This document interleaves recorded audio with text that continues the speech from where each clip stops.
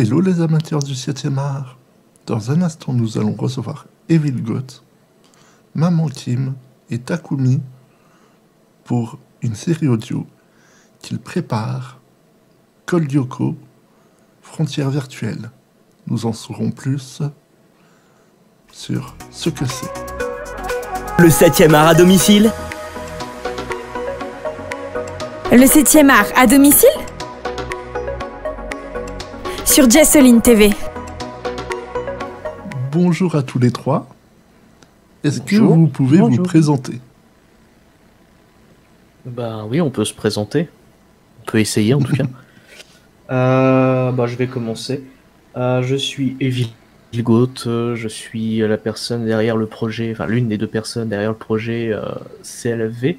Je suis la personne aussi qui écrit les épisodes en partie et qui s'occupe de la musique et du mixage.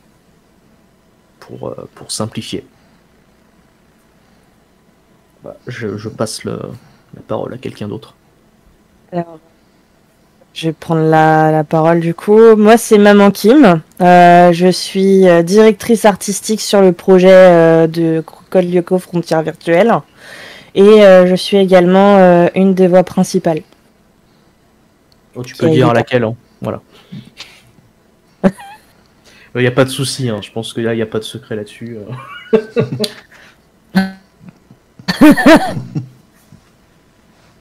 Et pour finir, du coup, moi c'est Takumi, donc arrivé un peu plus tardivement sur le projet, et j'ai pris le rôle de chargé de production. Donc c'est moi qui veille au planning, à ce que les gens viennent faire les recordings, que le projet avance sur de bonnes rails. Alors, qui a eu l'idée du projet? C'est Evil. C'est moi, ouais. Vous voulez que je développe un peu plus, que j'explique? C'est pour la prochaine question. Qu'est-ce que c'est Non. Code Lyoko Frontières virtuelles? Voilà, c'est pas une petite question, ça. Alors disons que c'est un fan projet, si je peux appeler ça. Enfin, on peut clairement dire ça comme ça. Oui. C'est un fan projet sous forme de fiction sonore. Est-ce que ça va? Est-ce que l'audience de votre émission sait ce que c'est qu'une fiction sonore? J'imagine que oui. J'imagine que j'en sais rien. Sinon, vous pouvez expliquer ce que c'est une fiction sonore. Bon, allez, je vais tout expliquer. Une fiction sonore, c'est une fiction que l'on écoute. Un projet qui n'aura pas d'image et qui du coup va accentuer tout l'aspect sonore, ouais. Que ce soit en termes d'ambiance ou de musique. Donc en fait, on s'appuie vraiment sur ce que les gens entendent pour générer l'imagination. Ce qui fait que tout passe par l'imagination des personnes qui écoutent. Pour ceux qui ne savent pas, il y a Adoprix Toxis que vous pouvez écouter, qui est aussi une fiction sonore. Ouais. Bon, il y en a plein des fictions sonores. Il y en a beaucoup. C'est pas si longtemps. Je pourrais même vous renvoyer vers une connaissance qui s'est amusée à faire un tableau pour toutes les stocker. Un certain Zenigata. C'est quelque chose. Donc vous voyez, il y en a beaucoup des fictions sonores et c'est assez intéressant comme sujet. Et Frontières virtuelles, de son côté, c'est une sorte de fan suite. Donc pour ceux qui connaissent pas Code Lyoko, c'est une très vieille série d'animation aujourd'hui, enfin très vieille, hein. Elle a 20 ans. Qui a 20 ans, cette année. Ça commence à faire mal. Oui, ça commence. Ça commence à être... ça nous fait plus... C'est vrai qu'on est plus tout jeune maintenant, en fait. Ça veut surtout dire ça. Tu t'arrêtes. Faut pas le dire. La réalisation, quoi. C'est vrai. Arrête. J'ai 23 ans depuis 2 ans, d'accord? Oui, laisse-moi avec mes 23 ans depuis 2 ans. J'ai 23 ans plus 2 ans aussi. Donc, je vais rester sur mes 22 alors. J'ai même plus 3 ans en vérité. Mais c'est horrible. C'est horrible. Et donc c'est une série qui s'est terminée dans les années 2007, qui a eu une tentative de suite nommée Code Lyoko Evolution, qui on va dire n'a pas fait totalement l'unanimité. Bon, après, il y en a qui ont aimé, J'ai entendu dire que des gens avaient aimé. Il y en a toujours. Il y en a toujours, un vrai, il y a toujours un public pour tout, hein, c'est Voilà. comme ça. Après, moi je sais que personnellement, c'était pas trop ça. Principalement en raison du scénario. Le scénario me plaisait pas. Je sais que beaucoup tapaient sur le jeu d'acteur, moi j'ai pas trop vu de problème plus que ça. Mais c'est vraiment le scénario, moi, qui m'avait posé souci. Et à partir de là, à partir de ce constat, alors que j'étais bien entré dans la saga sphère, donc la fiction sonore de manière générale, je préfère préciser ce que c'est que la saga sphère, parce que tout le monde ne sait pas ce que c'est que la saga sphère. Et dernièrement, on a eu une vidéo faite par un certain Adrix Moll, qui est donc un espagnol qui parle de Code Lyoko, et qui, quand on avait mentionné quand j'avais mentionné saga sphère sur la page, pensait que c'était une autre fiction sonore. Je me dis, bon, faut peut-être que je m'amuse à expliquer ce que c'est que la saga sphère à ceux qui ne sont pas initiés, parce que là, ça peut devenir compliqué. Donc voilà. Et nous, on a décidé de faire une suite qui se passe genre 20 ans après, et qui va se concentrer sur la vie adulte des héros de la série, tout en leur proposant de toutes nouvelles aventures. Pour simplifier, ça va être ça. D'accord. Alors, pour Maman Kim et... j'ai oublié le nom. Takumi. Kakumi, qu'est-ce qui vous a motivé à rejoindre le projet? Alors, faut savoir que pour ma part, je suis une fan de Code Lyoko. Enfin, en tant qu'enfant, j'étais une très grande fan de Code Lyoko. Et lorsqu'on m'a parlé de faire un projet de Code Lyoko, mais lorsqu'ils étaient à l'âge adulte, la première chose que j'ai dit, c'est oui, je veux être Aelita. Voilà. On m'a proposé le projet et je suis devenue la voix d'Aelita. Elle est très très vite. Ça. Genre, je crois que ça s'est passé en 10 minutes, le recrutement. Ouais. Tu veux faire partie du projet? Oui. Tu veux faire quelle voix? Aelita. Ok. Ça va que je connaissais déjà tes capacités de jeu d'acteur. Hein. C'est vrai. Et pour... j'ai oublié. Takumi. C'est pas grave. Du coup, moi de mon côté, j'ai découvert le projet complètement par hasard sur YouTube, puisque voilà, j'ai toujours aussi été fan de la série depuis qu'elle a été diffusée sur France 3 et du coup après la fin de la série, je continuais toujours de temps en temps à checker à droite à gauche ce qui pouvait exister, les autres fan projects qui pouvaient exister à droite à gauche, et purement par hasard je tombe sur la série, le projet, la chaîne YouTube de CLFV. Je suis rentré sur le serveur Discord et puis de fil en aiguille, je me suis dit je pourrais essayer de tenter de rentrer dans le projet d'une manière ou d'une autre, mais moi je suis pas du tout comédienne, je suis pas du tout réalisatrice, c'est pas du tout je suis pas du tout le côté artistique, mais du coup comme je travaille dans un studio d'animation, je savais plus ou moins comment se dérouler une production, et je leur ai proposé de cadrer un peu les choses pour pouvoir les driver, et c'est comme ça que je suis en arrivé à rentrer dans ce projet. Alors, de quoi va parler la série? Bon, j'avais déjà plus ou moins répondu à cette question, mais je vais essayer d'un petit peu approfondir. En gros, on va se concentrer sur, on va dire, sur la vie adulte des différents personnages, donc ce qu'ils sont devenus, quel est l'état de leur amitié entre chaque membre, ceux qui continuent à se voir, ceux qui sont partis dans leur coin, etc., etc., et comment ils vont être amenés à se retrouver face à un nouveau problème qui vont les amener à nouveau enfiler leur tenue de Yoko guerrier. Donc ça, pour le premier épisode, celui qui est prévu en septembre 2023, donc dans quelques mois, qui est en cours de mixage actuellement, donc il est vraiment en cours de post-prod, mais je pense qu'il y a peut-être une ou deux questions en rapport avec l'état du projet, je garde ça pour plus tard, Oui. mais ça va se concentrer sur, on va dire, l'aspect retrouvailles.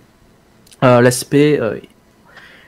comment je pourrais décrire ça? Moi, quand je l'ai écrit... Qu'est-ce qu'ils sont devenus et Mais je veux dire, dans l'état d'esprit dans lequel je l'ai écrit, c'est un peu comme si tu retrouvais de vieux potes après plusieurs années.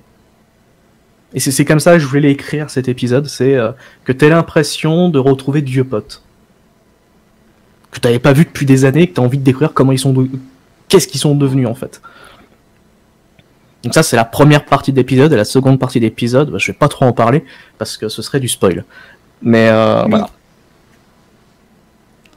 Alors, combien de saisons y aura-t-il, si vous savez déjà? Alors, je vais répondre, aucune idée. De ce que je collecte à droite à gauche, des ambitions, des idées, des machins, on pourrait partir sur peut-être trop de saisons. Nombre et demi. Non, on va dire que on a des idées, on a des arcs qui sont dans les tiroirs. Alors après, au niveau du grand plan en lui-même, on va dire, sans trop m'avancer, on va dire 3 saisons. Ce sera déjà pas mal. Après, il y a des trucs qui sont possibles après, mais pour l'instant, l'objectif, c'est 3 saisons.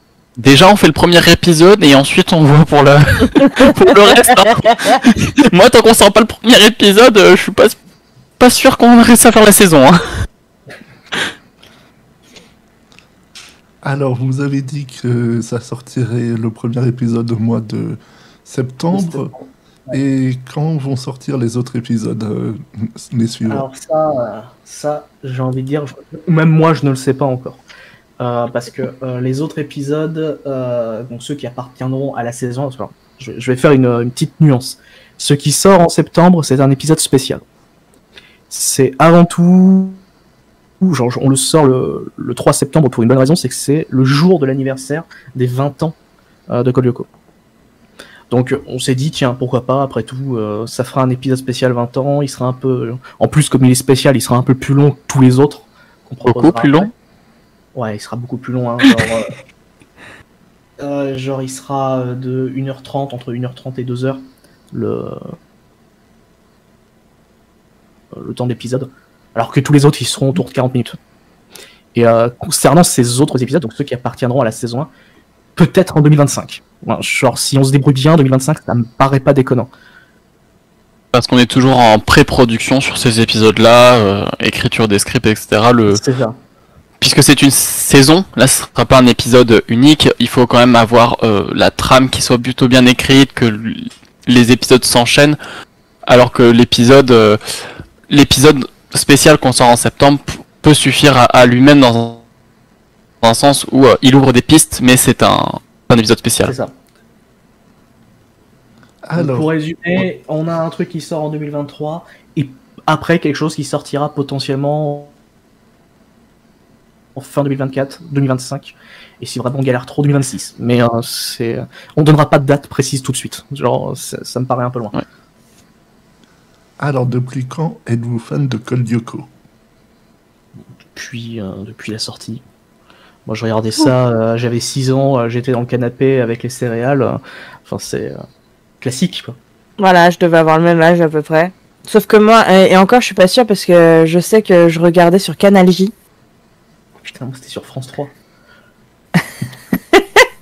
Donc ça a été peut-être un peu plus tard. Peut-être que j'avais capté des épisodes par-ci et là sur France 3, mais mes plus grands souvenirs datent de Canal J, où je m'empressais de rentrer chez moi à 16h30 pour regarder les épisodes qui passaient sur Canal J. Je sais que ça passait sur Canal J, mais j'en avais vu très peu sur Canal J. Moi, c'était surtout sur France 3, parce qu'à l'époque, c'était le matin que je me levais. Je me souviens même pour la saison 4. Surtout que la saison 4, il y a une histoire un peu particulière, puisqu'ils l'ont diffusée un mois avant la date prévue. Déboulé au niveau de la production. Comme dans beaucoup de productions. Et moi, à 6h du matin, toi, je me lève, je me levais à 6h du matin pour... Déjà, t'as vu l'heure où vous mettez ça, quoi. 6h du matin, 5h du matin, c'est des malades. Hein.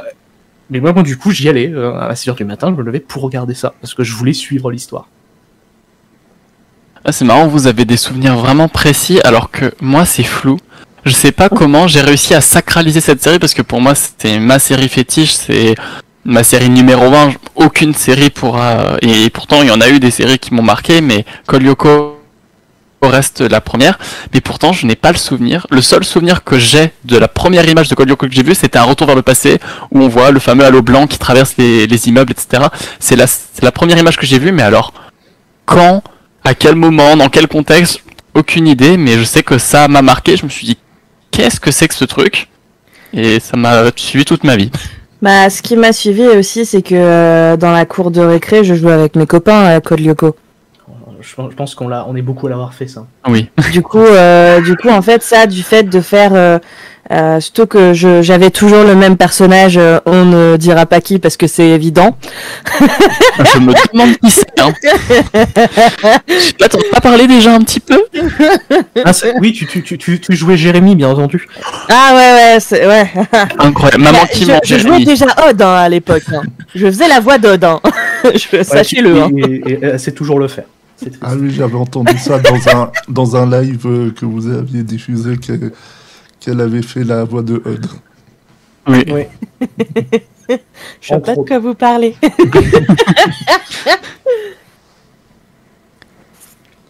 Mais voilà, effectivement, c'est depuis la plus tendre enfance que Code Lyoko a suivi. Finalement, c'est toujours resté.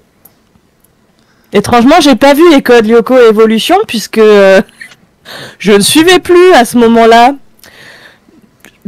Finalement, est-ce que j'ai raté grand-chose? Je ne pense pas. À cette époque-là, c'était pile la période où j'étais dans le staff de CodeLyoko.fr, donc oui, moi j'ai suivi. Oui. J'ai même suivi de très près le truc. Hein. Mais, et moi, c'était les années où j'étais à fond sur le CodeLyoko.fr, le site, les annonces, alors que finalement la série était terminée, mais comme en fait l'internet se démocratisait vraiment sur la fin des années 2000, bizarrement la fin de la série, ça a conduit à ce que beaucoup plus de gens s'intéressent sur internet. C'est vrai. Sur les 5 années qui ont suivi, c'était le pic, il y avait des annonces alors que il n'y avait plus d'épisodes. Alors, quel est votre personnage préféré et pourquoi? Est-ce qu'on va te poser la question à Maman Kim? En vrai, j'hésite. Parce que chacun a une... Enfin, voilà, j'ai une attirance particulière pour chacun. Pour différentes raisons. Mais j'hésite vraiment entre Aelita et Odd. Parce que Odd, il a ce peps cette folie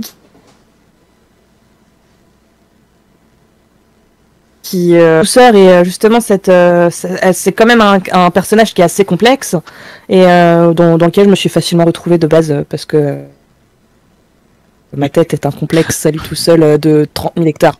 Mais c'est un autre problème. Mais finalement, Aelita s'est beaucoup inspirée de Odd. Hein. Quand on regarde dans la série, elle est très proche de Odd. Et il y a même certains épisodes où elle est pire que Odd. C'est vrai. Il y a une espèce de bromance entre les deux, c'est incroyable. Oui. Ouais, ils sont censés être cousins, ça choque personne. Après, ils sont pas vraiment cousins, mais... Aux yeux de tout le monde, si. Aux yeux d'administration, oui. C'est pour ça que je parle de bromance. Hein. Oui, c'est ça. J'ai bien dit bro, hein, et pas autre chose. Non, mais après, je suis dans la même situation que Kim, mais pour d'autres raisons. Après, moi, ça a beaucoup changé, en fait, au fil du temps. C'est vrai qu'au tout début, c'était Odd, quand j'étais plus jeune. Parce qu'il me faisait marrer, tout simplement. Mais en grandissant, je l'ai trouvé de plus en plus insupportable. Étrangement. Et je vois pas pourquoi. C'est vrai que Aelita est devenue facilement mon personnage préféré, et mon deuxième préféré étant Jérémy. Même si Jérémy, c'est assez récent, mais c'est que je me retrouve un peu dans son côté nerd un peu introverti, ça, je me suis toujours un petit peu retrouvé là-dedans, donc je sais pas. Moi c'est pareil que toi, je remarque en grandissant que je ressemble beaucoup à Jérémy, mais par contre j'ai toujours été amoureuse d'Ulrich, quoi. Je fais partie de cette génération de personnes qui étaient amoureuses et qui l'idolâtraient, ce côté le dark, ténébreux, je parle pas beaucoup. Ulrich, ténébreux, c'était aussi William, hein, pour beaucoup. Hein. Oui, et William aussi, c'est marrant parce que je sais que William, bizarrement, il apparaît pas souvent, il n'est pas plus développé que les autres personnages, et pareil, ce côté très sombre, mais comme il avait ce côté un peu les antécédents, qu'il était, qu'il faisait beaucoup de bêtises dans son ancien collège, qu'il a été viré, etc. Ouais, le bad boy. Voilà, moi ça m'atterrait moins le bad boy. C'était vraiment le personnage cliché d'After, quoi. Enfin, c'est.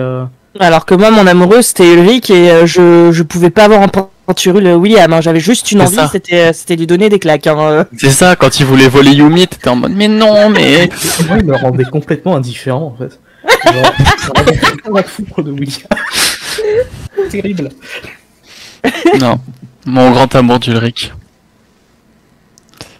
Quand vous entendez les premières notes du générique, qu'est-ce que vous ressentez? Je chante. C'est tout. C'est... Moi, ce que je ressens, c'est de la douleur parce que j'ai galéré mes morts à essayer de retrouver ces notes pour les retrouver. Ah non, moi ça me hype en fait, faut savoir que comme bon, c'est par rapport à moi, ma personne, je suis quelqu'un qui a une explosion d'émotions, donc quand il y a un truc qui me rend dingue, bah alors là je pars. Ouais. Je suis parti.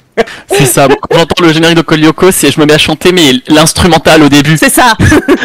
J'entends l'instrumental, il n'y a pas encore les paroles, et dès que ça commence à chanter, je me mets à hurler, mais ça m'arrive deux fois dans les conventions ou genre de choses. Je fais souvent des conventions, et à chaque fois qu'il y a Code Lyoko qui arrive, je peux être à l'autre bout de la convention, je me mets à hurler parce que je l'entends. Tout le monde autour de moi me regarde, mais voilà, tu es obligé d'aimer le générique. Tu es obligé de le chanter. Le générique est excellent, ouais. T'es obligé de le chanter, tu l'entends, tu peux pas ne pas passer à côté, tu dois le chanter. C'est un devoir. C'est ça, des fois ça m'arrive d'arrêter mon animation sur scène, je suis en mode ah non, il y a le générique de Code Lyoko, on va chanter. Et en fait, petite remarque, mais le générique de Code Lyoko est tellement culte en soi que créer une sorte de nouveau générique tout en s'en inspirant reste une tâche compliquée parce que c'est quasiment impossible de rivaliser avec. Parce que tout le monde a le générique de Code Lyoko en tête. Oui. Donc, proposer quelque chose, il fallait que je propose quelque chose de complètement différent. Bah, on voit ce qu'a été le générique de Code Lyoko Evolution, qui a essayé de reprendre le côté instrumental, informatique. Ça pouvait pas remplacer, surtout qu'il y a pas de chant, il y a pas tout ça. Donc... Mais c'est surtout que de l'analyse que je peux en faire hein, de la musique de manière générale dans CLE, c'est qu'elle manque de personnalité en fait. Elle est très fade, elle est très monolithique. Il n'y a pas vraiment beaucoup d'émotions qui sont exprimées dans leur musique. Ce qui fait que c'est oubliable, au mieux. C'est dommage parce que en soi, il y a une bonne partie qui, je trouve, il y a quand même du talent hein, dans ce qui a été fait dans la musique, mais manque quelque chose. Et dans quelques jours, nous aurons en interview le chanteur du générique, Julien Lamassonne, que nous allons interviewer. Donc, la chance. Donc, je vous attends dans quelques jours, quelques semaines plutôt, pour écouter son interview. Bah, avec plaisir. Voilà. Ah, on va Avec grand l'écouter. plaisir. D'ailleurs, à savoir que quand j'étais petite, la voix de Julien Lamassonne, j'étais amoureuse. Hein. C'est voilà. Maintenant, la grande question qu'il va falloir lui poser dans l'interview, c'est de qui elle n'était pas amoureuse. Alors, je l'ai dit, William. Jim, ça passe. Jim, bah, il me faisait marrer, mais c'était le beauf de service, quoi. Enfin, on va pas se mentir. Bah, c'est vrai que dans les personnages préférés, j'aurais pu le mentionner aussi, Jim. Mais C'est un personnage est-ce qu'on préfère ne pas en parler, comme il dit? C'est ça. Ouais, Peut-être qu'un jour il en parlera. peut-être. Ah oui, Toutes peut-être. ces vies passées qu'on ne saura finalement jamais, puisqu'il préfère pas en parler. Exactement. Mais j'aime bien, j'ai toujours aimé le côté mytho apparent. Mais t'as quand même des gens qui sont en mode, mais ça se trouve, c'est pas du mytho. Et j'aime bien cette possibilité. Oui, on ne sait pas. Bah, surtout qu'il a quand même prouvé dans un des épisodes de la série que tout ce qu'il disait n'était pas faux, puisqu'il a réellement dansé le disco. Oui. Mais genre, c'est comme on dit, des fois il y a on peut mettre des mensonges dans de la vérité ou de la vérité dans des mensonges. Genre, C'est ça. il n'est pas obligé d'avoir tout fait, mais il peut très bien avoir fait 2 ou 3 trucs qu'il cite. Et c'est ça qui est intéressant. Et on le voit dans l'épisode où il parle, où il fait le camp de sport avec les héros, où il commence à raconter des trucs et tu as Jérémy qui imagine ce que c'est en réalité, où t'as la version de Jim qui est surprenante et impossible, et en fin de compte il était juste balayeur ou nettoyeur à la NASA ou ce genre de choses, alors que lui il le raconte comme s'il était le héros. Ah ouais, non, mais c'est. Ouais, il a une espèce de. Mais il a envie d'être apprécié, ça sent qu'il a envie d'impressionner. Peut-être parce que. Je sais pas, j'ai toujours apprécié ce côté chez Jim. Ça peut être vu comme insupportable aussi, hein, mais c'est rigolo quand même. Est-ce que vous avez autre chose à ajouter par rapport à Code Lyoko? Alors, j'ai 2 choses à rajouter, mais je suis pas sûre que ça. Enfin, faut que j'en choisisse un et c'est compliqué. Du coup, il y aura peut-être juste une chose, c'est Finish laser. Oh non. Oh non. Aidez-moi, désolé. Sauvez-moi. Non, moi j'ai pas grand-chose à rajouter. C'est en cours. Oui, surtout que c'est toi qui fais le mixage, donc oui, c'est en cours. C'est en cours, effectivement. Et puis simplement, je fais ma petite pause parce que ça prend la tête hein, quand même de faire du mixage. Ah bah. Mais on peut faire, parce que j'avance, hein. C'est le principe. Eh bien, là, toi, il me reste 4-5 mois pour le faire, on devra le faire. Oui. Eh bien, merci à tous les 3 pour avoir répondu aux quelques petites questions. Et on se quitte avec l'introduction que vous avez fait, qu'on peut retrouver sur YouTube. Bonjour à tous, c'est Millie. Et moi, c'est Tamia. Bienvenue dans ce podcast interview de Millie et Tamia Décrypte. Aujourd'hui, c'est un rendez-vous assez spécial. Nous allons découvrir ensemble le métier de notre invité, Jérémy Belpois. Comment allez-vous, Jérémy? Je vais bien. Normalement, c'est là où tu te présentes. Je m'appelle Jérémy Belpois, j'ai 30 ans et je suis diplômé d'études supérieures en informatique. Et actuellement, je suis programmeur et développeur pour l'entreprise ASCII. Et dites-nous en quoi ça consiste, pour résumer ça aux néophytes qui découvriraient le domaine. Pour faire simple, je me concentre sur le moteur physique des jeux vidéo. Mon travail est de trouver de nouvelles façons de jouer, mais aussi de s'approcher d'une physique plus proche de la réalité. Tenez, par exemple, depuis plusieurs mois, je travaille sur une fonction qui permet de simuler la destruction de bâtiments et d'immeubles en s'appuyant sur la mécanique de la voxel. Waouh, ça a l'air incroyable. C'est quoi la voxel? J'en sais rien, moi. Monsieur Belpois, nous avons une série de questions concernant votre métier que nos abonnés nous ont posées via le hashtag Twitter « La France doit savoir ». Je vous propose de passer directement à ça? Eh bien, si vous voulez, oui. Question posée par Darkerobrine78. Est-ce que vous jouez à des jeux comme Fortnite ou Minecraft? Hashtag La France doit savoir. Vous pensez que ça suffira? Oh ouais, ça va faire un carton. Ce genre de sujet passionne pas mal nos abonnés. On va devoir revoir certains trucs au montage, hein. On sait déjà qui va s'y coller. Mais dans l'ensemble, il y a de bonnes prises. Content d'avoir pu aider alors. Dis-moi, tu crois qu'on pourrait interviewer Aelita?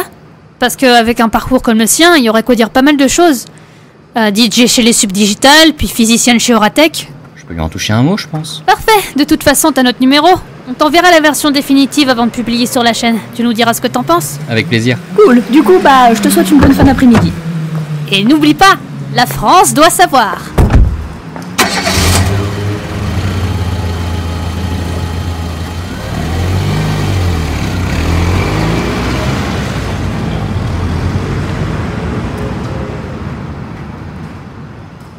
Bon on est reparti. C'est que j'ai du pain sur la planche, moi.